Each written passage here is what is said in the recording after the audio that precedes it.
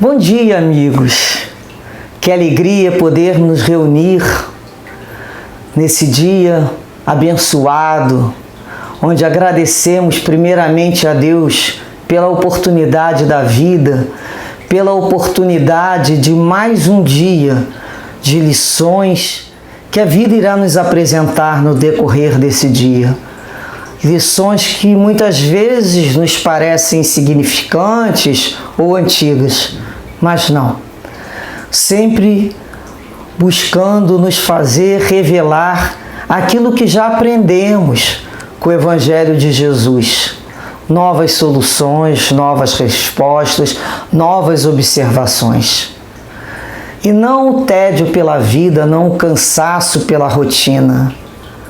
Nós precisamos ter sempre a alma de aprendiz, a alma de observador, daquele que quer pesquisar cada vez mais, um pouco de curiosidade sobre os nossos atos cotidianos, que muitas vezes não valorizamos.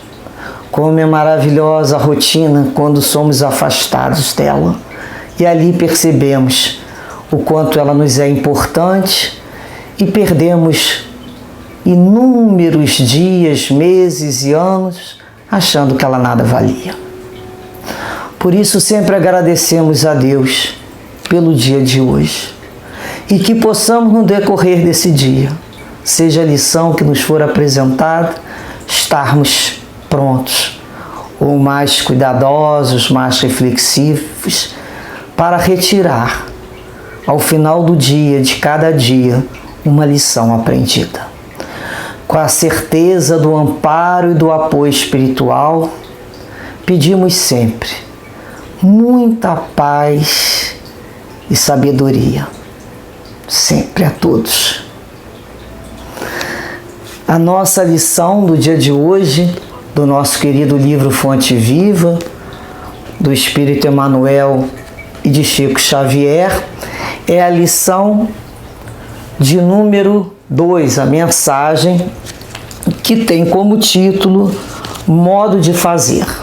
E o nobre Espírito Emmanuel inicia essa mensagem nos contando a carta de Paulo aos Filipenses, no capítulo 2, versículo 5, em que disse: de sorte que haja em vós o mesmo sentimento que houve também em Cristo Jesus. Todos fazem alguma coisa na vida, mas raros não voltam à carne para desfazer quanto fizeram. Ainda mesmo a criatura ociosa que passou o tempo entre a inutilidade e a preguiça é constrangida a tornar a luta a fim de desintegrar a rede de inércia que teceu ao redor de si mesma. Somente constrói sem necessidade de reparação ou corrigenda aquele que se inspira no padrão de Jesus para criar o bem. Fazer algo em Cristo é fazer sempre o melhor para todos, sem expectativa de remuneração, sem exigências, sem mostrar-se, sem exibir superioridade, sem tributos de reconhecimento e sem perturbações. Em todos os passos do Divino Mestre, vemo-lo na ação incessante em favor do indivíduo e da coletividade, sem prender-se. Da carpintaria de Nazaré à cruz de Jerusalém, passa fazendo bem, sem outra paga além da alegria de estar executando a vontade do Pai. Exalta o vintém da viúva e louva a fortuna de Zaqueu com a mesma serenidade. Conversa amorosamente com criancinhas e multiplica o pão para milhares de pessoas sem alterar-se. Reergue Lázaro do sepulcro e caminha para o cárcere, com a atenção centralizada nos desígnios celestes. Não te esqueças de agir para a felicidade comum na linha infinita dos teus dias e das tuas horas. Todavia, para que a ilusão não te imponha o fel do desencanto ou da soledade, ajuda a todos indistintamente conservando acima de tudo a glória de ser útil, de modo que haja em nós o mesmo sentimento que vive em Jesus Cristo. É uma lição sobre o modo de fazer, como devemos fazer as coisas do dia a dia. Muitas vezes pensamos assim: bem, eu fiz uma determinada coisa e o resultado não foi bom, então é melhor que eu não faça nada. Muitas pessoas, em alguns momentos, a gente pensa isso, né? Ah, quer saber? Então eu não vou falar mais nada. Tudo que eu falo tem sempre um porém, eu não consigo que o meu entendimento, a minha expressão se alargue mais, ou eu fiz isso com essa intenção, o outro compreendeu de outro, então não vou fazer mais nada, não vou falar mais nada. Ah, quer saber? A partir de agora eu não vou fazer, porque tudo que eu faço está dando errado, é errado, está contrário, então acho melhor me abster. Aí nós vamos cair na casa da abstenção, abster-se de fazer. Ou seja, saímos do mal fazer para o nada fazer, que dá no mesmo. É o mal fazer. Olha, pensemos assim: se temos o sentimento e a vontade de acertar e ainda não conseguimos fazer o certo ou falar o certo, não é calando nem ficando de braços cruzados que iremos acertar. Só se aprende a fazer fazendo. Ainda vamos falar de uma forma muito inconveniente até que tenhamos aprendido. Sejamos constrangidos inúmeras vezes, como aulas a nos ensinar. Olha, ainda não está no tom, a ideia ainda não está clara. Repete essa lição, faça isso de novo com outra pessoa, tente modificar o seu sentimento antes de falar, antes de agir, entregue a Deus, e assim nós vamos nos modificando. Então é o modo como estamos fazendo, é a forma pela qual estamos colocando a nossa emoção. Então ele fala aqui, olha, muitas vezes passamos uma encarnação inteira fazendo não uma coisa na vida, né? Inúmeras coisas na vida, e raros são os que não voltam. Por que tem que voltar a maioria? Porque ainda não conseguiu ser um aluno, né, completista, terminou o curso. Não é completista, nós não vamos ser completistas. Nós ainda estamos em aprendizado. Basta observar a reação de inúmeras pessoas ao nosso redor para vermos que ainda não possuímos as virtudes suficientes, bem desenvolvidas, para não mais voltarmos ao colégio, à escola planeta, de outros alunos como nós, né? É assim que nós estamos aprendendo. Muitas vezes o outro nos chama a atenção de uma inconveniência dele e geralmente a possuímos. Por isso que nos chama a atenção. E aí a gente observa e fala assim: ah, eu não quero falar dessa maneira como ele fala, não. Ah, eu não quero fazer. E aí isso fica gravado na gente. A gente recebeu uma aula viva, geralmente, de como a gente faz. E aí ele fala: mesmo a criatura ociosa. Qual é a criatura ociosa, né? A preguiçosa. Aquela que vive entre ser inútil e a preguiça. Ou seja, ela é uma criatura, essas criaturas inúteis e preguiçosas, elas pesam na economia de alguém, porque ela não gera recursos de energia de manutenção. Então ela está pesando na economia geral. Ela tem que ser uma pessoa ativa para produzir energia para todos nós. Energias da alegria, energia do bem-estar, energia da pacificação, energia da harmonia. Então ela está pesando. Então ela é constrangida a tornar a vida, né, a escola, numa reencarnação, para desintegrar a rede que ela teceu ao redor de si mesma. O que é isso? Ela vai desconstruir. Vocês querem ver uma coisa? Quando a gente começa a pensar excessivamente em alguma coisa, nós estamos plasmando um determinado pensamento. Ah, eu não vejo a hora de viver numa rede, na sombra do coqueiro, tomando água de coco. Esse é o objetivo da minha vida. Ah, meu objetivo da vida é isso. Ah, meu objetivo. Ser feliz é ficar deitado sem fazer nada para ninguém. Não quero mais fazer nada para ninguém. Quero ficar ali usufruindo da sombra, né? O sol é para todos, a sombra é para poucos. Eu quero ficar na brisa. Ah, o objetivo da minha vida. E vai plasmando, e vai plasmando. Ah, minha felicidade vai ser isso. Ah, minha felicidade. E está plasmando. Esse plasmar constante, isso cria vida. A gente dá... É como se fosse um quadro que tem uma vida curtinha, mas a gente começa a dar vida. Como o pensamento... ele vai criando vida, ele vai dando vida. E aquilo vai se estruturando, seja o que for que a gente pensar. Estou dando um exemplo, pode ser outra coisa.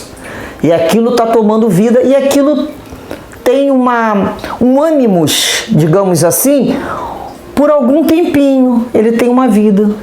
A gente fecha, aquilo já vem com uma facilidade, vai construindo e vai ganhando cada vez mais vida. Ele vai ficando cristalizado. Olha o pensamento constante, como ele está sendo cristalizado. O objetivo daquela criatura é esse quadro, e ela vive nesse quadro mental. Ela está em busca disso aqui. Então ela reencarna e desencarna, e ela retorna com esse quadro mental. Porque ela cristalizou, porque ela elegeu, até que ela vai se dar conta, em algum momento, que ela precisa retornar. E aí um dia, né, alguém consegue levá-la à compreensão e falar, olha, o teu objetivo da vida é a nulidade. O teu objetivo da vida não consegue crescer, não ajuda ninguém, ele não tem uma finalidade, sua vida não tem uma coisa que bata nos acordes do Cristo. Como você quer acompanhar Jesus se o seu objetivo é viver, né, numa nuvem, ali deitadinho na nuvem quando desencarnar e quando volta na rede? Você até pode deitar na rede, mas não há como viver na rede. Jesus é atividade, a vida é atividade, a vida se renova. E nós precisamos um dia voltar à escola para renovar. Então, quando retorna, é para quê? Para desconstruir. Não vai construir em cima daquele quadro. Vai ter que desconstruir para construir uma coisa nova. Reparem como inúmeras vezes a gente tem que desconstruir. E não basta dar uma pasada só para desconstruir uma construção, não. A gente vai ter que tirar item por item, com entendimento. Por que eu estou fazendo aquela desconstrução? Porque aquilo não me cabe mais. Aquilo já não é mais meu objetivo. Aquilo era um clichê que eu falava quando eu não tinha raciocínio, quando eu não tinha entendimento, quando eu não tinha luz. Era apenas uma visão de felicidade errônea, como tantas outras. Então eu vou desconstruir. E aí começa o processo de desconstrução para uma nova construção. Percebem como a desconstrução mental, ela é real? Porque ela está aqui e atrai para próximo de nós inúmeros espíritos que se atraem com esse mesmo tipo de afinidade. É um livro aberto aqui. Por mais que meu rosto, a minha fala seja diferente, a verdade da minha emoção está aqui plasmada. Não tenho como enganar o plano espiritual, Por isso eu atraio espíritos com aquele mesmo objetivo. A gente fala, nossa, como é que fulano? Porque o que está plasmado, o que a gente construiu. Então, somente, que ele fala que constrói sem a necessidade de reparação e corrigenda, aquele que fez a construção baseada no padrão de quem? De Jesus, que é o único modelo que Deus nos ofereceu de perfeição. Estamos longe? Estamos, mas está ali toda a meta a ser atingida, o caminho. Então nós começamos a perceber que Jesus, ele sempre fez o melhor para todos. Aí ele vai falar sem exigência, sem mostrar, na realidade, sem apego. Ele não tinha apego no sentido do que os outros pensavam dele. Ele era completamente desapegado. Ele não estava ligado a questões da religiosidade no sentido do ritualismo, do pensamento farisaico. Ele era desapegado. Ele não estava ali com expectativas. Eu fiz isso, curei não sei quantos leprosos, quantos voltaram, quantos cegos eu dei à vista, quantos voltaram. Ele não fazia essa conta. Ele queria ser reconhecido, Ele até pedia para não contar. E fazia isso sem aquela perturbação da expectativa do retorno pelo outro. Mas pelo menos nem falou obrigado. Queria que fizesse não, mas pelo menos dizer obrigado. Às vezes a gente não fala isso, nem um olhar de agradecimento. É sem expectativa. E ele fala, ele está sempre em função de todos, sem prender-se a nada, às opiniões, a atender a grupos de interesses financeiros, militares, o que quer que seja, os políticos do momento. Ele não se prendia, porque a ligação dele era com o Pai. Ele precisava atender à vontade do Pai, e não aos outros. Isso ele tinha certeza. A única coisa que ele buscava era a alegria de estar fazendo a vontade de Deus. O meu alimento é fazer a vontade do meu Pai. Não é isso que ele dizia? Esse era o alimento dele. Essa era a alegria dele. Ninguém podia tirar a alegria dele. Dele ter caminhado, vivido com os discípulos. Nada poderia ter tirado essa alegria de ter conversado com as criancinhas, de ter observado ali a questão daquela viúva, ter ido à casa de Zaqueu, levando a luz com a mesma serenidade. Pobre, rico. E ele fala, criancinhas e pessoas adultas, doentes e sãos. Ele atendia a todos. Não tinha, ele não vivia nos extremos, não vivia naquela coisa que nós falamos, somente esse grupo de pessoas. Não, ele estava ali para atender a todos. E a alegria sempre nova. Meu pai trabalha até hoje, eu também trabalho. A alegria de Jesus é fazer a vontade do Pai. Esse era o alimento da alma. O meu sustento é fazer a vontade, executar o que eu vim fazer, que é a vontade do Pai. Seja feita a vossa vontade, Senhor, que é o Pai. Esse era o objetivo. Então ele tinha isso como princípio básico da sua moral. O reconhecimento da paternidade divina, que ele, desde o primeiro momento, nos ensina. Pai nosso. O Pai não é mais aquele Deus que inspirava a guerra, o ciúme. Não. Pai nosso. Abba. Papai. O reconhecimento e a fidelidade a esse Pai. A fidelidade ao Pai. Meu Pai sabe todas as coisas. E é isso que ele nos vem ensinar. O reconhecimento a esse Pai, a fazer de modo a atender à vontade do Pai. Então, qual é o modo de fazer? Fazer com alegria, pelo fato de estar fazendo. Quando fazemos um bem a qualquer pessoa, a alegria é nossa, nosso coração dilata. Se o outro recebeu, percebeu, ficou feliz, ele não vai poder tirar isso da gente, porque isso é naquele momento de espontaneidade. Ninguém nos tira a alegria de ter fornecido o nosso melhor a outra criatura. Essa alegria é nossa. É isso que começamos a compreender. Não é a resposta do outro, não. É nossa. Como é bom. Como é bom já sabermos caminhar em outra direção que não seja o nosso ego. Ah, que alegria! Sentimos planificados. E ele fala aqui, né? Ele tanto tira Lázaro do sepulcro, torna Lázaro à vida, como ele vai para o cárcere, sabendo da morte. O que significa isso? A firmeza. Olha a firmeza. É o que a gente diz, né? É uma rocha no oceano. Pode vir a onda que vier, que não a movimenta.